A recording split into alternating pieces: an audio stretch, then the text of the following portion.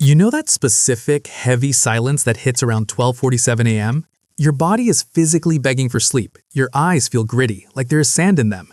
Your battery is in the red. But you are stuck in this weird paralysis. You know you will hate yourself tomorrow morning. You know the alarm is going to hurt, but your hand refuses to put the phone down. It whispers, just one more video. Then, just one more scroll. Then, just 10 more minutes where nobody asks me for anything. Here is the plot twist. You aren't staying up late because you have no discipline. And you aren't doing it because you are addicted to your phone. You are doing it because your brain is trying to solve a different problem. It's called revenge bedtime procrastination. And it's not a sleep problem. It is an autonomy problem. You aren't fighting sleep. You are fighting for a sense of self. In the next few minutes, I'm going to show you the invisible war happening in your head every night. Inside your brain, there are two characters. First, you have the CEO. This is the part that plans, works, cares about the future, and holds your life together.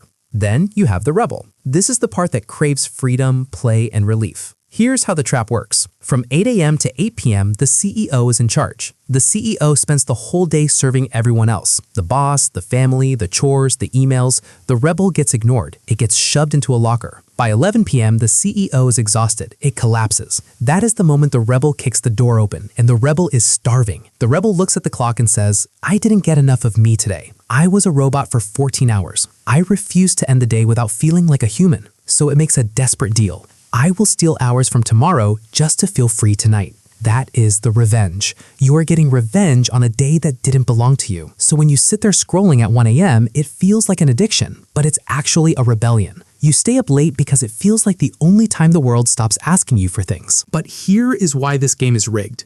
You are trying to buy freedom with sleep deprivation. And sleep deprivation makes you emotionally weaker.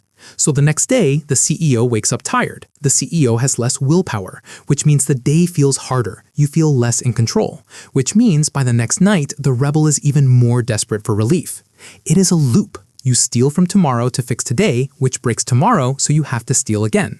The solution, the new ladder. So how do we break the loop? Most advice says, just go to bed earlier. That's useless. That's telling the starving rebel to just stop being hungry. We need a new deal. We need to feed the rebel without burning down the house. Here are 2 micro steps to fix this tonight. Step 1. Pay the autonomy tax early. The rebel only attacks at night because it was ignored all day. So you must schedule 15 minutes of pure freedom before the sun goes down. The rule is simple. It cannot be productive. Listen to music, draw badly, stare at a wall, play a game. It doesn't matter what you do. It matters that you chose it. When you pay the autonomy tax at 4 p.m., the rebel doesn't need to hold you hostage at 1 a.m. Step 2. The revenge budget. This is for tonight. When you feel that urge to stay up late, don't fight it. Budget it. Set a timer for 30 minutes. Tell your brain, I am allowed to waste this time. I am allowed to scroll. I am allowed to do nothing. But when the timer beeps, the shop closes. By setting a timer, you turn mindless scrolling into chosen leisure.